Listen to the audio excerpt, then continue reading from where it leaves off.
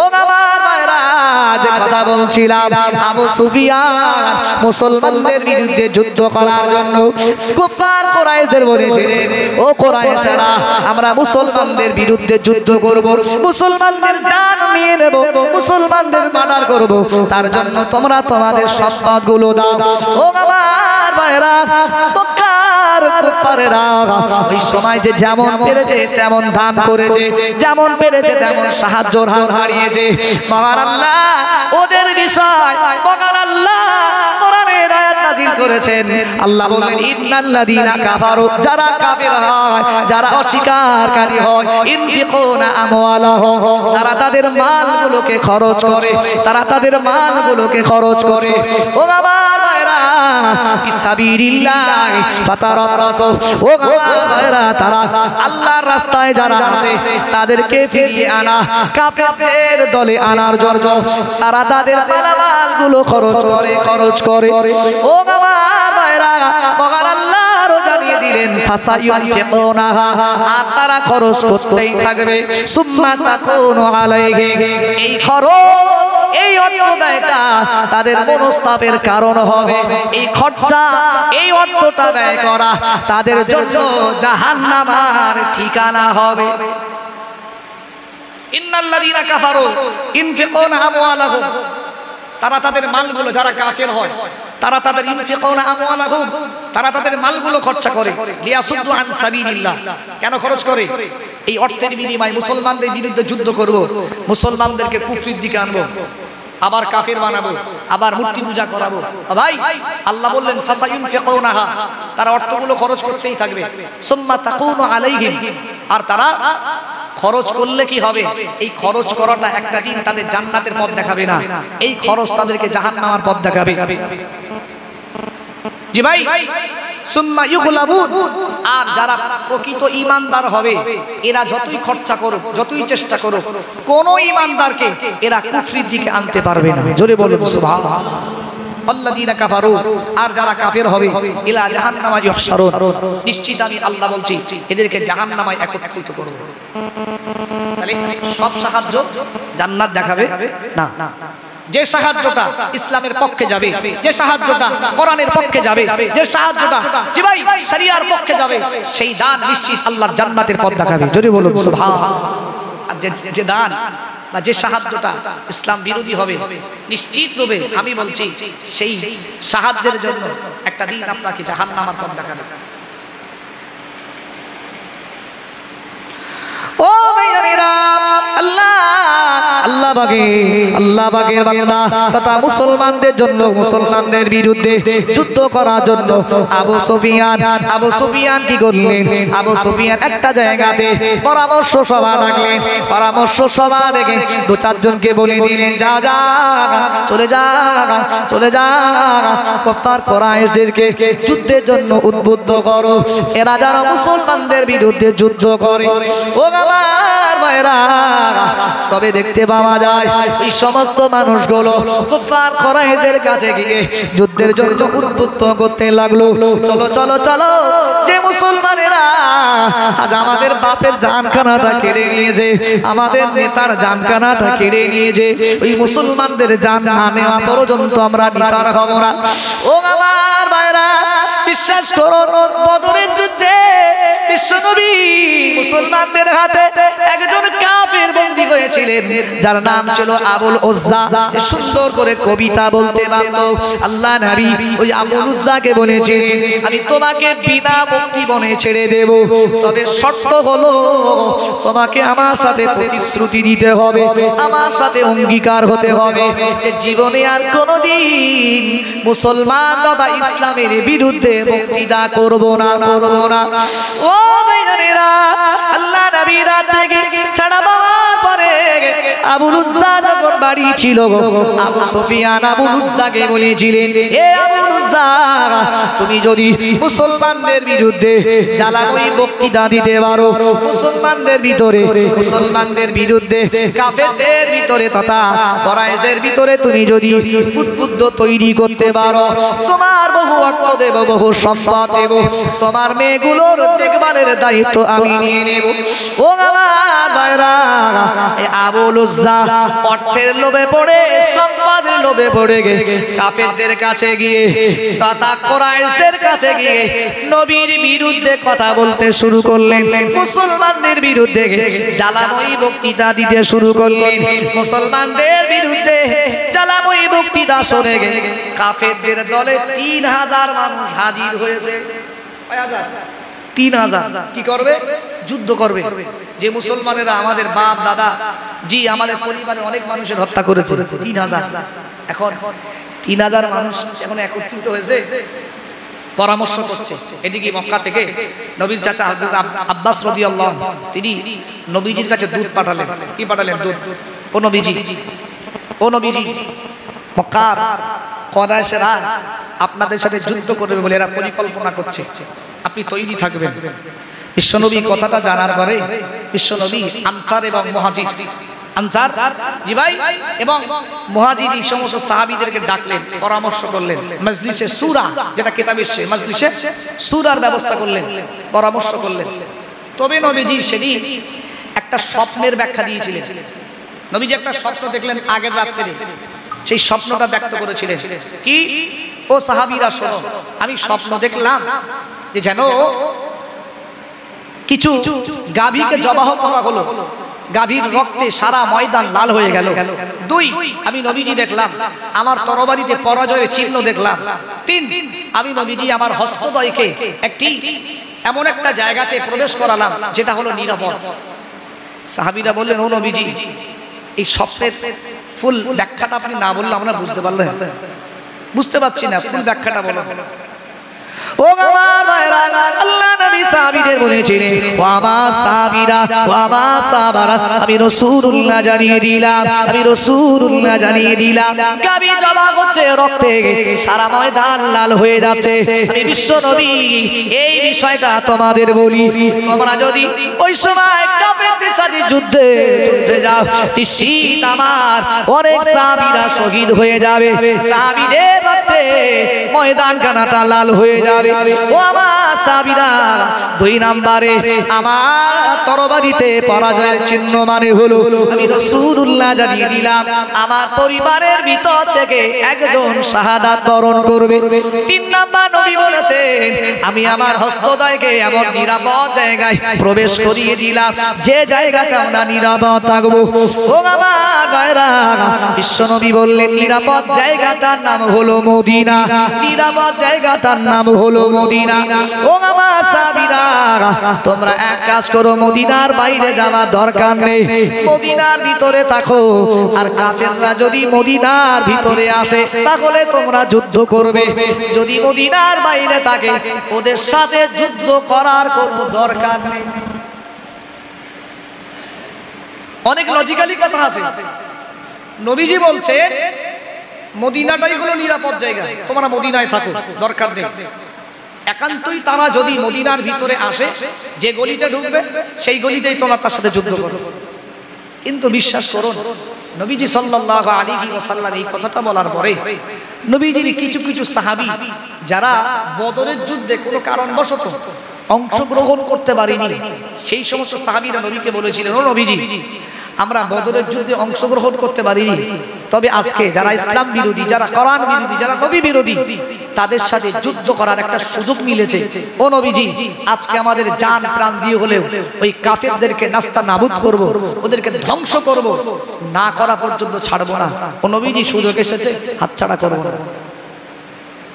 নবীজির চাচা আমিরে হামজা রাদিয়াল্লাহু আনহু তিনি বলছেন, ওই আল্লাহর শপথ যে আল্লাহ আপনার উপরে কোরআন নাজিল করেছে, যতক্ষণ আমি আমিরে হামজা জি মদিনার বাইরে খোলা ময়দানে কাফেরদের সাথে যুদ্ধ না করব, ততক্ষণ পর্যন্ত আমি আমিরে হামজা কোনো খাদ্য খাবো না। জোরে বলেন সুবহান। একটু দরুদ শরীফ আল্লাহুম্মা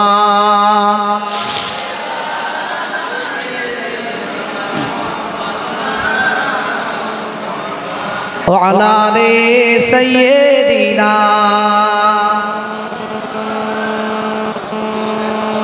اللهم صل على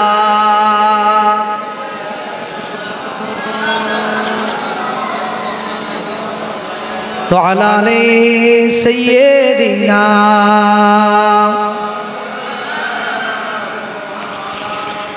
কবরের আযাব কত কঠিন সইতে আমি পারিব না, মৃত্যু যন্ত্রণা কত কঠিন সইতে আমি পারিব না। ও গো দয়াময় হে রহিম, ও গো দয়াময় হে রহিম, চাই যে শুধু তোমার করুণা। কবরের আযাব কত কঠিন সইতে আমি পারিব না, মৃত্যু যন্ত্রণা কত কঠিন সইতে আমি পারিব না। মসজিদের ওই পালকিখানা আসবে সবার ঘরে সবার যারা। আসবে না আসবে না আসবে তো নাকি? আমার পয়সা আছে বলে আমি গ্রামের মোড়ল মাতবার বলে আজরাইল আমার ঘরের সামনে দিয়ে পাশ কাটিয়ে চলে যায়, গেলেই মনে হয় মারবে, গেলেই মনে হয় কি হবে, খুব বিপদ। এরকম হবে বলে মনে হয়? কথা বলে না, হবে হবে না ভাই? মরণের সময় যখন আসবে না, নিশ্চিত তুমি কি লাশ সাহেব, তোমার কত পাওয়া যা কিছু থাক থাক, কি করবে? কচি দানা একটু বিড়ি খাবো, আমি মনে করি 5 টাকা দিলেন বিড়ি খেতে, আপনি মনে করেন ঝাঁক 5 টাকা দিচ্ছি, মনে মনে হয় 5 টাকার বিনিময়ে জান্নাত যাবে, এটাও তো দান। কিন্তু ভাই এই দানে আল্লাহ জান্নাত দেবেন, আপনাকে মারবে। কোনটা মারবে? কি করুন? মারবে আল্লাহর কোরআন। ভাই একটা কথা আমি আমার মন গড়া বলছি না, আল্লাহর কোরআন।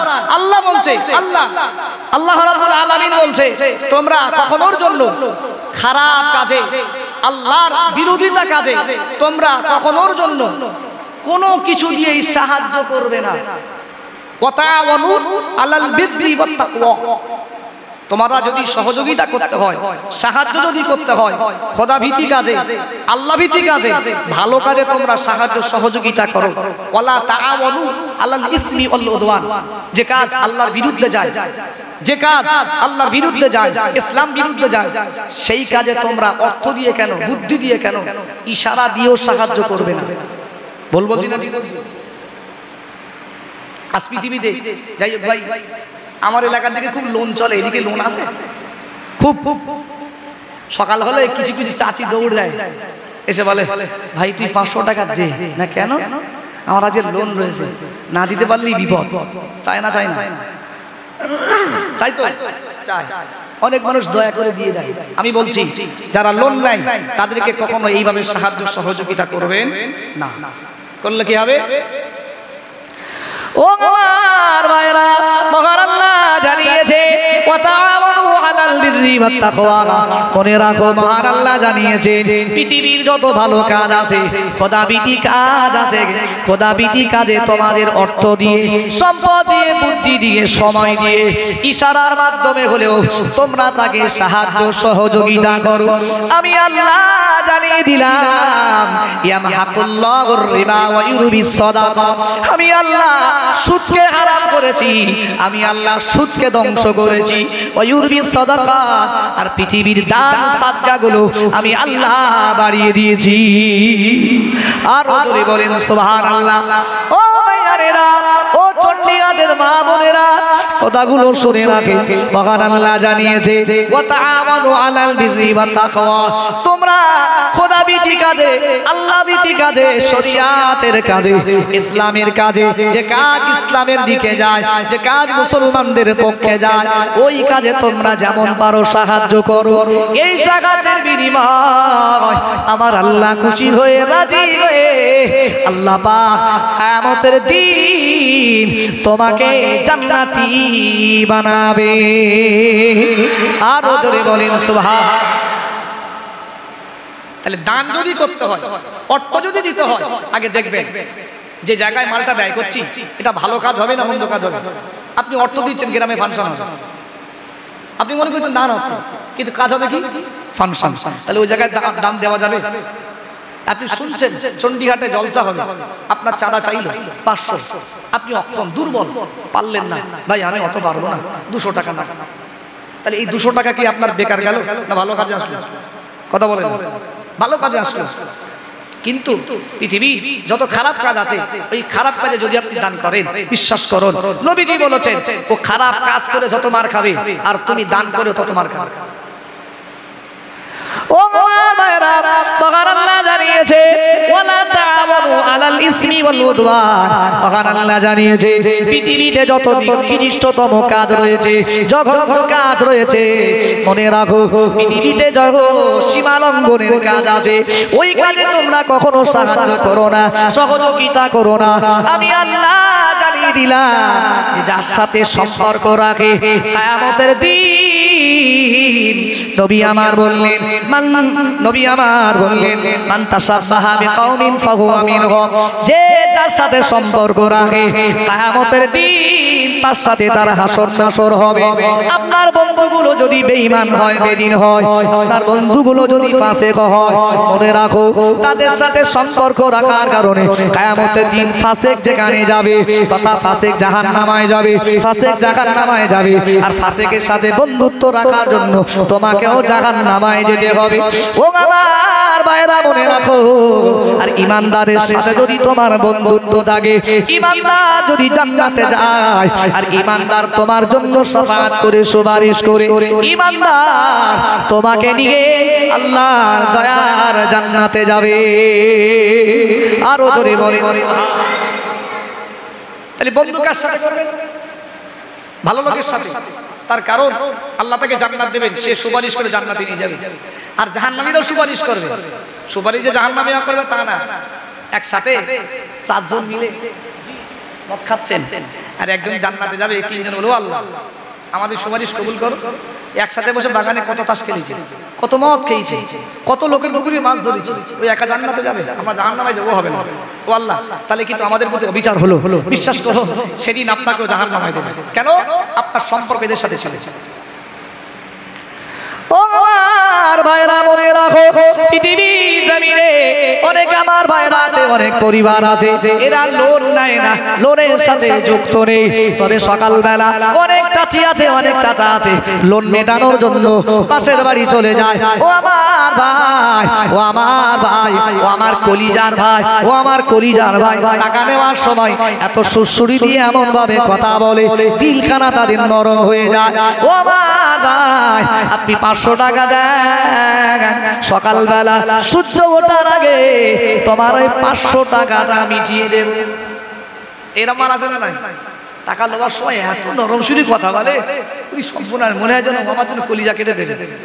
টাকাটা শুধু একবার হাতে দিতে পারলি হবে, মালটা কিছু দে। এই সূর্য কিয়ামত পর্যন্ত উঠবে না, হয় না? হয় না? এই সূর্য কিয়ামত পর্যন্ত উঠবে না।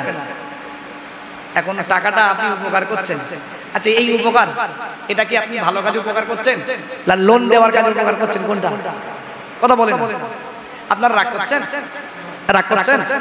যদি রাগ করেন আমার কিছু করার নেই, তার কারণ আমি একটাও কথা আমি আমার মন গড়া বলছি না। যদি বলেন হুজুর কোথা থেকে বলছেন, আল্লাহর কোরআন বার কোরআন এক্ষুনি বলে দিচ্ছি, সব আল্লাহর কোরআন। ও আমার ভাইরা মনে রাখবেন, বিশ্বনবী আমার ওই কোরআনের আয়াত তেলাওয়াত করে সাহাবীদের বলতে ইয়ামহাকুল্লাহুর রিবা। ও আমার সাহাবীরা মনে রাখো, মহান আল্লাহ সুদকে ধ্বংস করেছে। শুধু সুদকে ধ্বংস করেনি, সুদের সাথে যারা জড়িত থাকবে মহান আল্লাহ তাদেরকেও ধ্বংস করে দেবে। ও আমার ভাইরা মনে রাখো, সুদ খেলে নবীজি বলেছেন সুদ খেলে সব থেকে বড় গুনাহ হয় সুদ যারা খাবে, সুদের সব থেকে বড় গুনাহ হয় আল্লাহর সাথে ডাইরেক্টলি যুদ্ধ করা, আল্লাহর সাথে যুদ্ধ করা। ও আমার ভাইরা একটুখানি তাকিয়ে দেখো, নমরুদ আল্লাহর সাথে যুদ্ধ করতে চেয়েছিল, কথা বলে না, শোনেননি? প্রসিদ্ধ ঘটনা, নমরুদ আল্লাহর সাথে যুদ্ধ করতে লেগেছে। কি? ইব্রাহিম আলাইহিস সালামকে বলছে, ইব্রাহিম তোর আল্লাহর কতটা সৈন্য রয়েছে, যুদ্ধ করব। কি যুদ্ধ করব? আর যদি না হয় তাহলে এক কাজ কর, ডাইরেক্ট তোর আল্লাহর সাথে যুদ্ধ করব। নাউযুবিল্লাহি মিন যালিক। তো ইব্রাহিম আলাইহিস সালাম বলছে আমার আল্লাহর সাথে তো যুদ্ধ করতে হবে না। কি আমার আল্লাহর সাথে যুদ্ধ করার ক্ষমতা তোর নেই? তবে মনে রাখিস আমার আল্লাহর ক্ষুদ্রতম একটা সৃষ্টির সাথে যুদ্ধ করার ক্ষমতাও তোর নাই। ও আমার ভাইরা, নমরুদ অর্থের বলে, ক্ষমতার বলে এত পাওয়ার তাকে দিয়েছিল, এত পাওয়ারের বলে সে বললেন না না না, তোর আল্লাহকে বল, আর তোর আল্লাহর যত সৃষ্টি রয়েছে সবাইকে বল, আমি তোর আল্লাহর সৃষ্টির সাথে যুদ্ধ করতে যাই। ও আমার ভাইরা, মহান আল্লাহ নবী ইব্রাহিম আলাইহিস সালাম ওই সময় মহান আল্লাহ নবী ইব্রাহিম আলাইহিস সালাম মহান আল্লাহর কাছে দোয়া করেছিলেন, ও রব্বুল আলামিন, আল্লাহ এ নমরুদ সীমা লঙ্ঘন করেছে, সীমা অতিক্রম করেছে, ও আল্লাহ এ আপনার ক্ষমতাকে ছোট মনে করে, ও আল্লাহ আপনার পাওয়ারকে ইব্রাহিম ছোট মনে করে। আল্লাহ পাক আমি চাই আপনি আপনার লানত দিয়ে এই নমরুদকে আপনি ধ্বংস করে দেন। ও আমার ভাইরা, মহান আল্লাহ সেদিন জিজ্ঞাসা করেছিলেন, হে আমার নবী ইব্রাহিম, আমি নমরুদকে ধ্বংস করব, তবে তুমি বলো কি দ্বারা এই নমরুদকে ধ্বংস করব? ও রব্বুল আলামিন, আল্লাহ ইব্রাহিম আলাইহিস সালাম বলেছিলেন, আল্লাহ পাক পৃথিবীর কোন শক্তিশালী দ্বারা নমরুদ ধ্বংস হোক এটা আমি ইব্রাহিম চাই না। ও আল্লাহ পৃথিবীর সবথেকে দুর্বল, সবথেকে ক্ষুদ্র জিনিস দ্বারা নমরুদের সাম্রাজ্য ধ্বংস হোক আর নমরুদের শিক্ষা হোক এটাই আমি চাই। যে মহান আল্লাহর সবথেকে ক্ষুদ্র সৃষ্টির কাছেও তুমি অপারগ। এখন বড় শক্তিশালী যদি দেয় ও তো বলবে বিশাল শক্তি ওই জন্য পারি না, কিন্তু কোন ক্ষুদ্র জিনিসের কাছে যদিও মার খায় ভাই ওটা বিশাল লজ্জিত।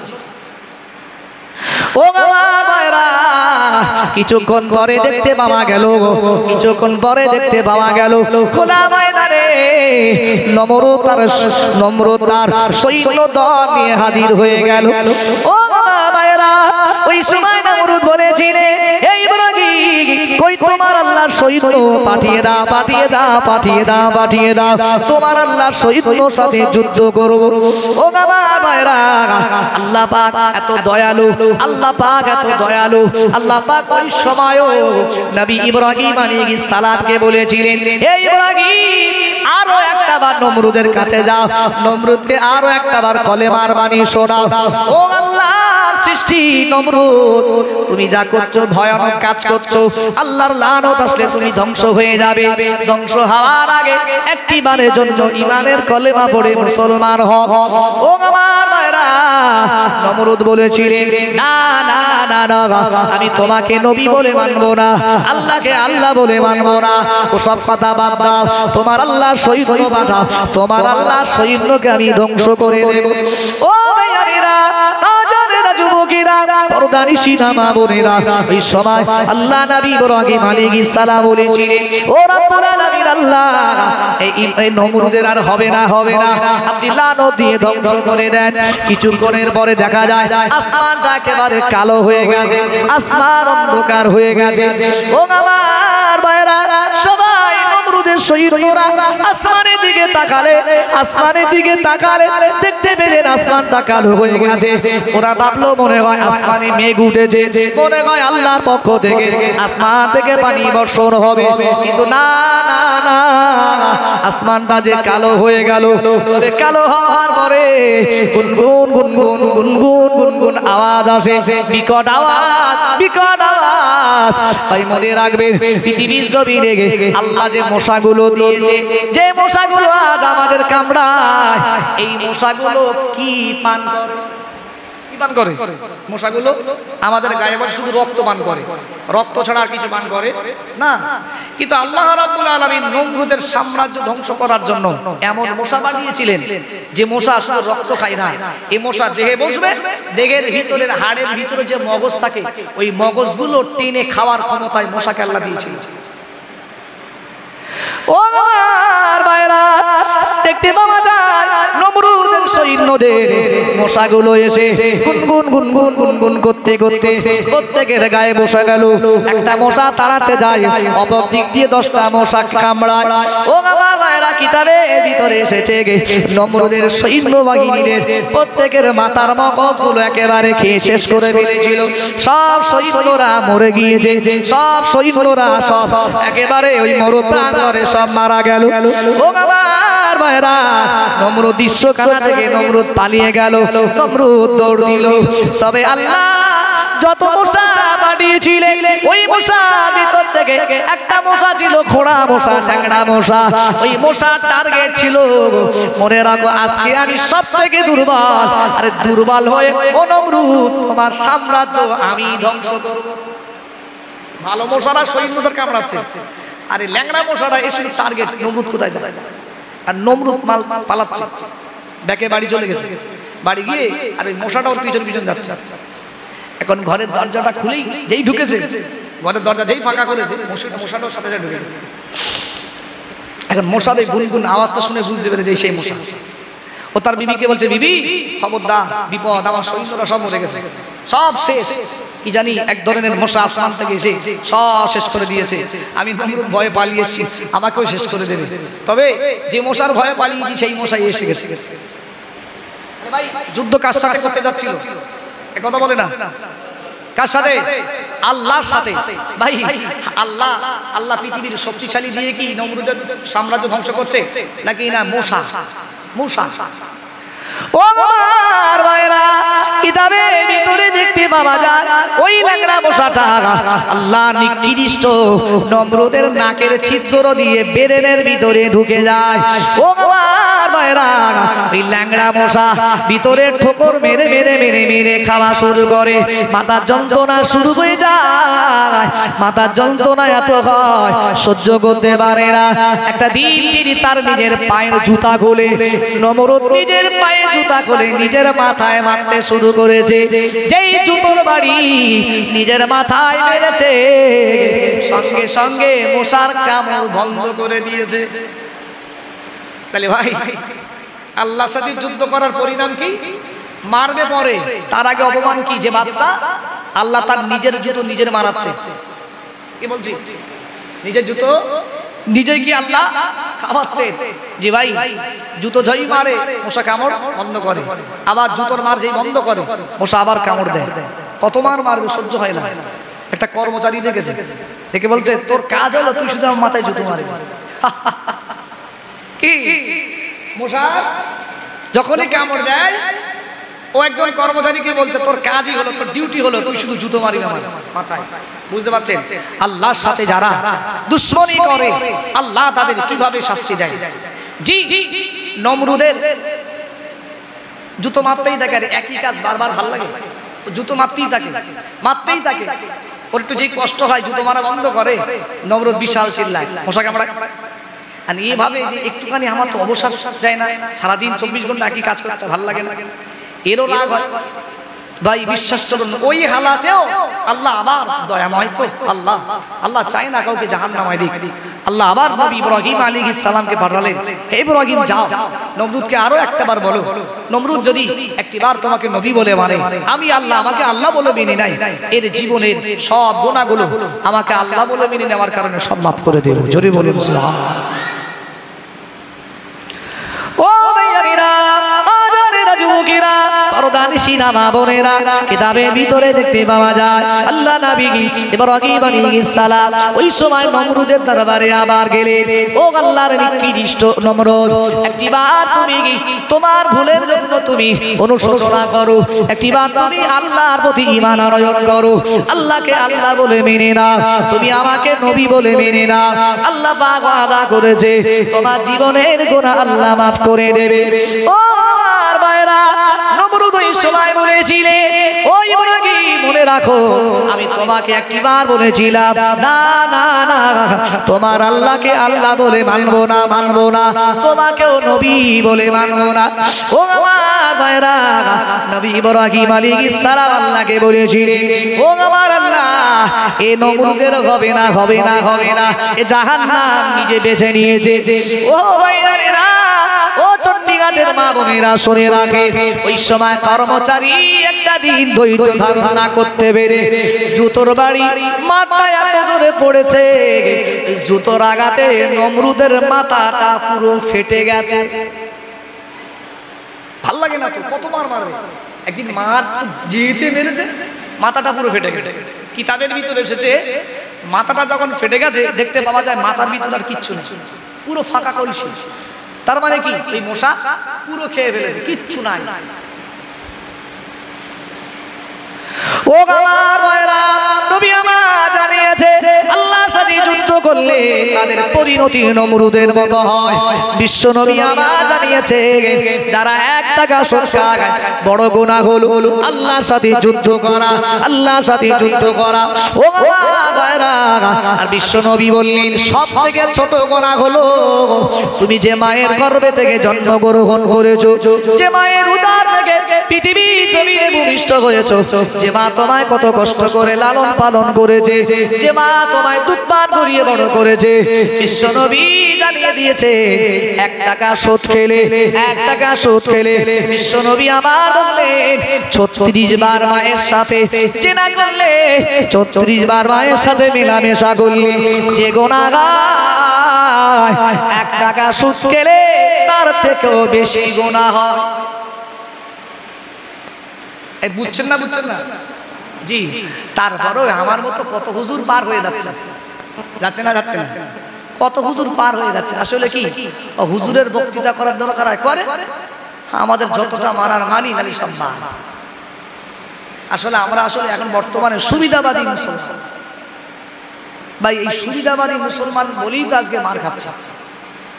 এই মুসলিম যদি সত্যিকারের যদি আমরা ইসলামটাকে আঁকড়ে ধরে নিজের জীবনকে অতিবাহিত করতাম, আল্লাহর বিধিবিধানগুলো যদি সত্যি আমরা মান্যতা দিতাম, বিশ্বাস করুন পৃথিবীর কোনো শক্তি নেই একজন মুসলমানকে পরাজয় করতে, মুসলমানকে পরাস্ত করবে। ইমানি পাওয়ার এত আল্লাহ দিয়েছে, ইমানি পাওয়ারের কাছে পৃথিবীর সব পাওয়ার দুর্বল। জোরে বলুন সুবহানাল্লাহ। নবীজি বলেছে একজন ইমানদারকে যদি একটা পাল্লায় রাখা হয় আর আরেকটা পাল্লায় যদি 999 জন কাফেরকে রাখা হয়, আমি নবীজি বলছি 999 জনের পাল্লাটা হালকা হয়ে যাবে, একজন ইমানদারের ইমানের পাওয়ারে ইমানদারের পাল্লাটা ভারী হয়ে যাবে। যদি বলেন সুবহানাল্লাহ। আসলে এরা ইমানটাই কি জানে না, নামাজ জীবনে পড়ে না, মিলাদ শুনলি হয়েছে, অনেক মালাইরাও আছে কোমর পর্যন্ত ধুয়ে এসে, যদি মিলাদ বাইরে হতো তাও ধুতো না। বলছি না, ঠিক বলছি? হয়তো দেখা যায় মসজিদে বসে বলে অনেক মাল বিড়ি খাতি বাইরে যায় না, যদি বাইরে হতো না কিছুক্ষণ মাঝে মাঝে যেন বক্তারা একটু রেস্ট নেওয়ার জন্য একটু মাঝে মাঝে দরুদ শরীফ পড়ায় না, এরাও মাঝে মাঝে রেস্ট নেওয়ার জন্য বাইরে গিয়ে বিড়ি খায়, খায় না খায়, এরকম শ্রোতাও আছে। ও আমার ভাইরা, রাগ আপনারা করবেন না। আল্লাহ নবী জানিয়েছে দান যদি করতে হয়, দান যদি করতে হয় মনে রাখবে ভালো কাজে আপনারা সহযোগিতা করবেন, ওই সাহায্য সহযোগিতা আল্লাহ পাকের জান্নাতে নিয়ে যাবে।